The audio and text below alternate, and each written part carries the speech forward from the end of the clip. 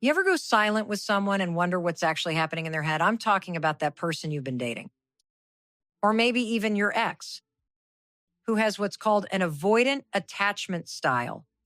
You stop texting, you stop reaching out, you're finally holding your boundary. And the whole time you're sitting there thinking, what are they thinking right now? Do they even care? Are they relieved? Are they panicking? Here's the truth. Most of the time, you don't get a clear answer. They don't tell you what's going on inside. And that silence drives you crazy. It's like playing a game where you never get to see the other player's cards. And if you've been in this dynamic, you already know how exhausting it is. 1 minute, they're pulling you in, breadcrumbing you with little messages just to keep you hooked. And the next minute, poof, they vanish. That's why today I'm going to break it down for you, step by step. I'm going to walk you through the 5 stages an avoidant goes through when you stop reaching out. And I promise you, once you see it laid out like this, you're never going to feel as confused or powerless in this situation again. Now, before we dive in, let me be clear. This is not about blaming avoidance or demonizing them. Avoidant attachment develop because at some point in their life, their emotional needs weren't met. This is the strategy they learned to protect themselves. But understanding their pattern doesn't mean excusing it. And it sure as hell doesn't mean sacrificing your own peace to make them feel comfortable. So here's my goal for you. By the end of this video, you'll not only know what goes on in their mind, you'll also have the clarity to ask yourself a bigger question. Is this dynamic actually serving me? Or is it time to let go? Because knowledge is power. And when you understand what's really happening on the other side of that silence, you stop personalizing it. You stop thinking, I'm too much, I'm not enough. I said the wrong thing. No, this is about their pattern, not your worth. So let's get into it. Here are the 5 stages that happen in an avoidance mind. The moment you stop reaching out, all right, let's start with stage 1. The very first thing that happens in an avoidance mind when you stop reaching out is simple. They assume you're just giving them space. Now, why is that? Because that's the story they've told themselves every single time this dynamic has played out before. Think about it. Maybe you've already tried going silent before. You've tried no contact, or you pulled back, hoping they would step up. But at some point, you broke the silence. You sent that just checking in text, or you responded to one of their breadcrumbs. And in their mind, that's proof. Proof that you'll always circle back. Proof that they don't have to take your silence seriously. So when you stop reaching out, they don't panic at first. In fact, they feel calm. They feel like they're the one in control of this little dance. They're thinking, oh, this is temporary. They just need a little break. I'll wait it out. And eventually, they'll come back. And here's the tricky part. You've probably reinforced this pattern without even realizing it. Let's be real. It's incredibly hard not to break silence when you love someone, or when you're confused by their behavior.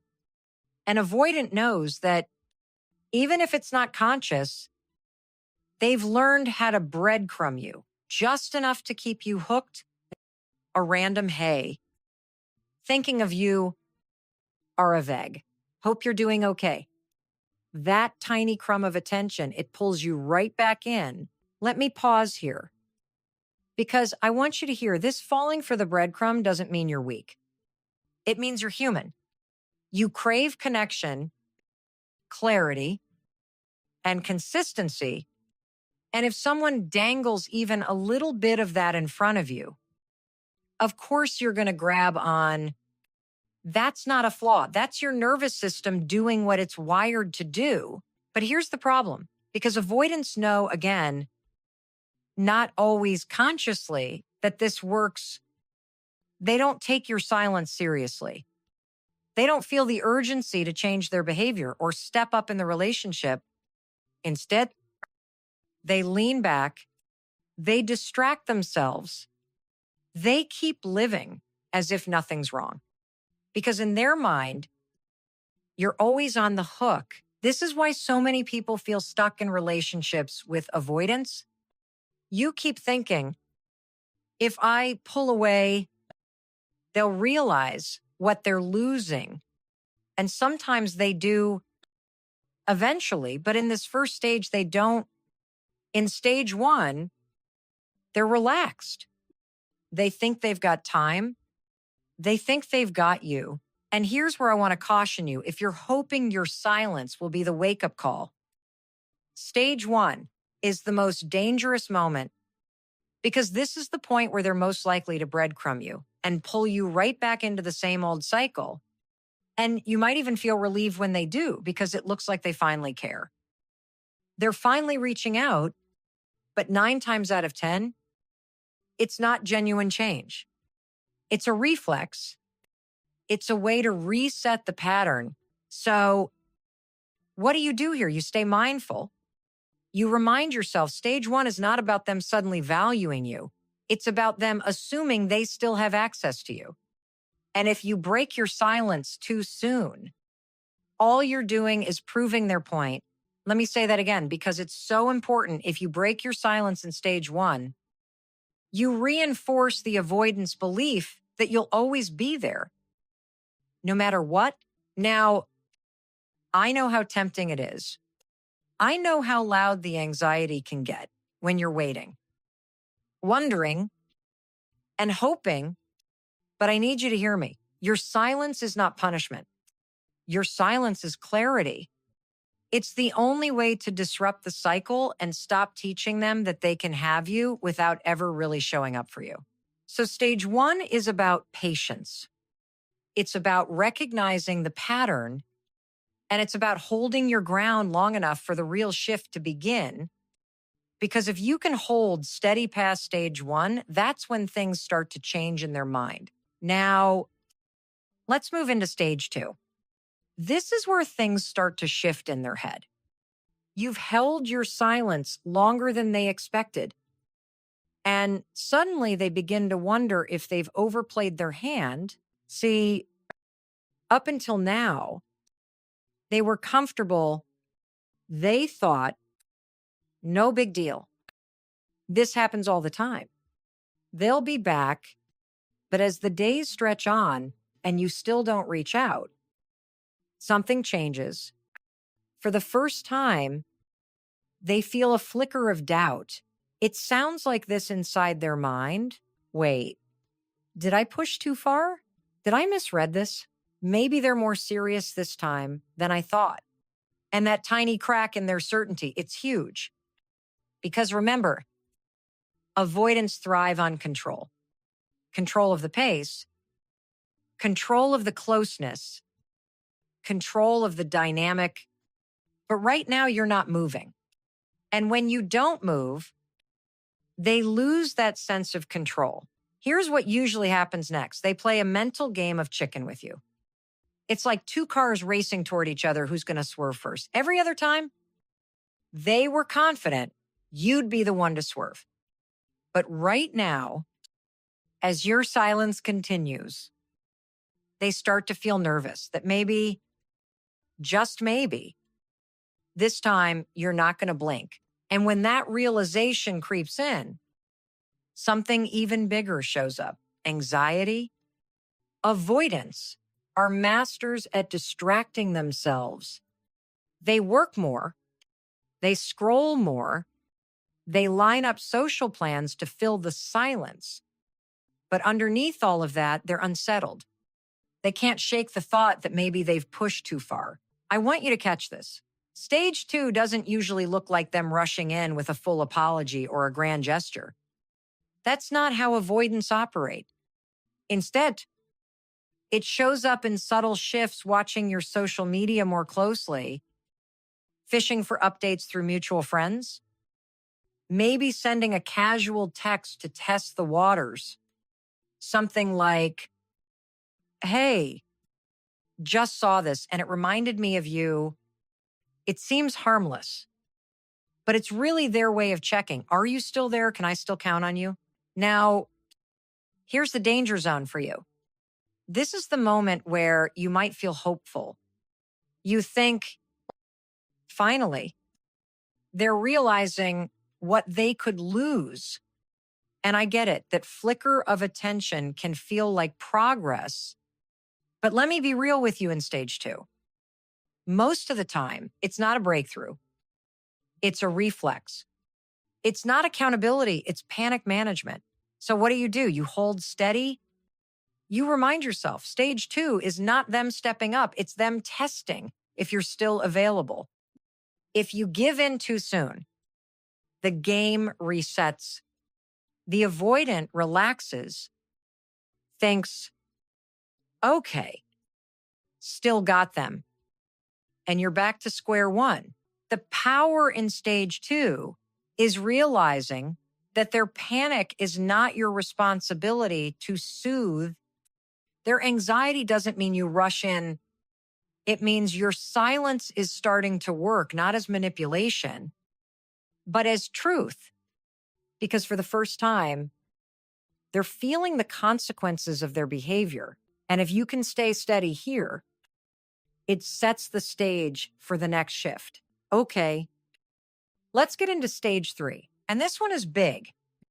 When your silence holds longer than they thought possible, the fear that creeps in isn't about losing the relationship. It's about something much deeper, the fear of emotional detachment. Here's what I mean. Avoidants can handle a breakup. They can even handle distance. But what terrifies them is the idea that you're no longer emotionally connected to them. That's the real trigger. Because for someone with an avoidant attachment style, emotional disconnection feels like reliving their earliest wound. Let's rewind for a second. Avoidant attachment often forms when a caregiver didn't consistently meet a child's emotional needs. The child learned, when I express what I need, no one shows up. So they shut those needs down. They stopped asking. They told themselves, I'm fine on my own. But underneath that longing for connection never went away. It just got buried. So fast forward to today, when you stop reaching out and that silence continues, guess what gets triggered? That old wound. The thought of you emotionally detaching, of you truly moving on, feels exactly like what they experienced growing up being unseen, unheard, unimportant. It's not just uncomfortable, it's traumatic. And you'll see this fear come out in strange ways. Maybe suddenly they're posting happy, flashy photos online. Maybe they're out with friends every night. Maybe they jump into a rebound. On the surface, it looks like they've moved on. But beneath it, it's pure distraction. It's them saying, if I can prove I'm fine, I don't have to feel the panic of losing that emotional tie. And here's the tricky part. You might see that behavior and think, oh no, they're happy without me. I meant nothing to them. Stop. That's not the truth. What you're seeing is avoidance on hyperdrive. They're not fine. They're fighting tooth and nail to escape the terror of emotional detachment. Now, let me pause and talk directly to you, because I know this is where you start questioning yourself. You think, am I being cruel by holding this silence? Am I just triggering their trauma? And listen, I get it. You care. You don't want to hurt someone you love. But here's the truth. You're not punishing them. You're responding to their lack of effort. You've tried. You've reached out. You've given second, third, fifth chances. And when someone refuses to meet you halfway, detachment isn't cruelty. It's survival. It's what happens naturally when you've carried the relationship alone for too long. So let me say it clearly. You are not responsible for fixing their wound. You didn't create it, and you can't heal it for them. Only they can do that with awareness, accountability, and often therapy. Stage 3 is messy. It's emotional, and it's the turning point because this is when they feel the consequences of silence the most. They can no longer tell themselves, you'll always be there. And that realization shakes them. If you can stay grounded here, if you can hold steady through their noise and distraction, you'll see the shift unfold even more clearly in stage 4. Now let's talk about stage 4. And honestly, this one is fascinating. By this point, your silence has gone on long enough that their old tricks don't work. They've breadcrumbed. They've distracted themselves. They've posted the "I'm fine without you" highlight reel. And yet you're still not reaching out. So what do? They start watching you from a distance. This is where the avoidance curiosity and their fear collide. They want to know, are you really gone? Are you moving on? Or are you just waiting? But remember, they're not going to come right out and say that vulnerability still feels like danger to them. So instead, they become observers. How does it look? They check your Instagram stories. They scroll through your posts, looking for clues. They might ask mutual friends subtle questions like, hey, have you heard from them? Or they'll drop a random casual text, something so light it almost feels like coincidence. Hey, saw this show and thought of you. Or hope you're doing well. But let's be honest here, that's not coincidence. That's a probe. It's them dipping a toe in the water to see if the connection is still alive. Now, here's the kicker. What they're really trying to figure out is this. Do I still have access to you without having to fully commit? That's the avoidance sweet spot. Close enough to feel safe, but not close enough to risk rejection or intimacy. So in stage 4, they test, they hover, they observe, but they rarely go all in. And this is where you might feel the strongest pull to re-engage. Because when you see that message pop up, or you notice they've been watching your stories, your heart jumps. You think they're paying attention. They still care. And yes, they do care, but not necessarily in the way you want them to. In stage 4, it's less about love and more about reassurance. They're trying to soothe their own fear of detachment, not necessarily rebuild a healthy relationship. So here's my caution to you. Don't confuse monitoring with commitment. Watching from a distance is not the same thing as showing up. A breadcrumb is not a meal. A casual check-in is not accountability. And this is why stage 4 can feel so confusing. You see just enough attention to believe change is possible. But if you re-engage here without real action from their side, you risk getting pulled back into the cycle. Let me remind you, your job isn't to make it easier for them to test the waters. Your job is to notice the difference between someone who's observing you and someone who's actually choosing you. Stage 4 is proof that your silence is working. They're unsettled. They're curious. They don't want to lose you entirely. But until they stop watching from a distance and start stepping forward with consistency and vulnerability, nothing real has changed. And that brings us to stage 5, where the pressure to act finally catches up with them. All right, we've made it to stage 5, and this is the breaking point. By now, your silence has lasted longer than they ever imagined. You didn't reach out in stage 1. You didn't bite the bait in stage 2. You didn't get pulled in by distraction in stage 3. You didn't respond to breadcrumbs in stage 4. So now the pressure to act finally hits them. And here's the wild part. They actually start to feel something very real. I miss them. I don't like this silence. Maybe I really did lose them. This is the moment where the avoidant realizes they might have messed up. The feelings they've been pushing down, grief, regret, longing, start to bubble up. And for a second, they might even feel motivated to reach out, to be vulnerable, to say the thing they've never said out loud. But then what happens? They freeze. They freeze because now they're standing on the edge of real intimacy. And for someone with an avoidant attachment style, that edge feels terrifying. Vulnerability is their biggest fear.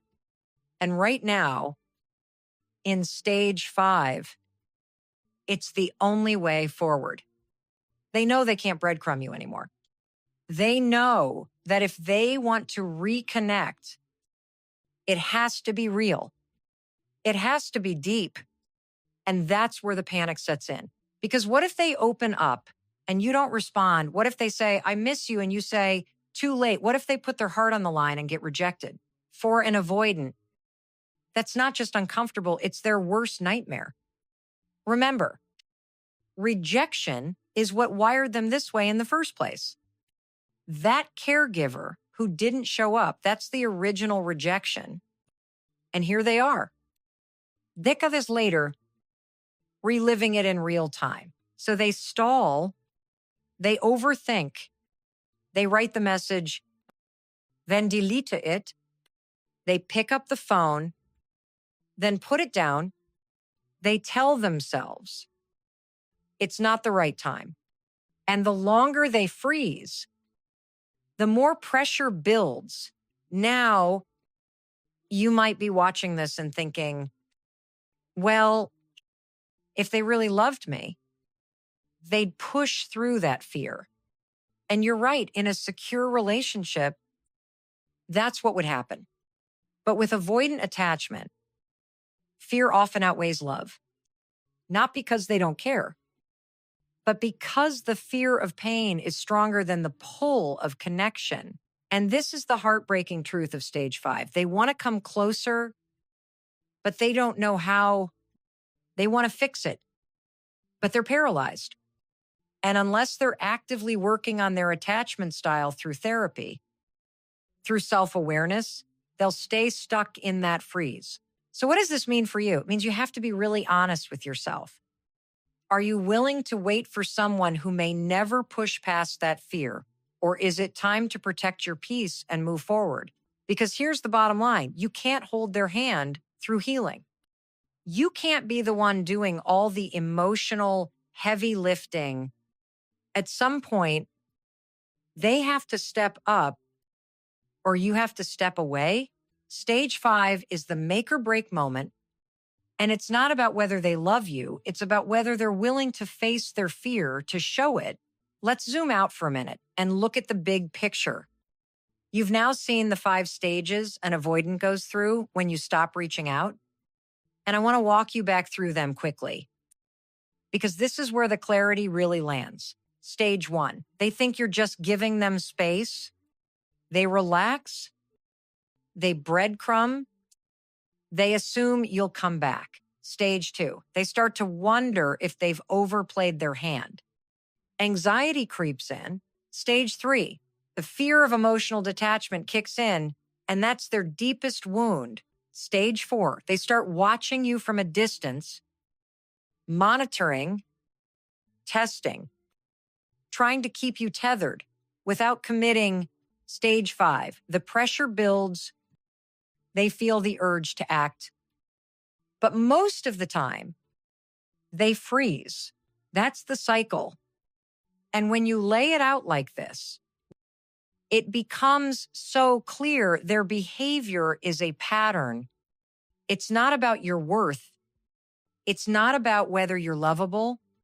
It's about how their nervous system is wired to protect them from intimacy. Now, here's the empowering part. When you understand the pattern, you stop personalizing it.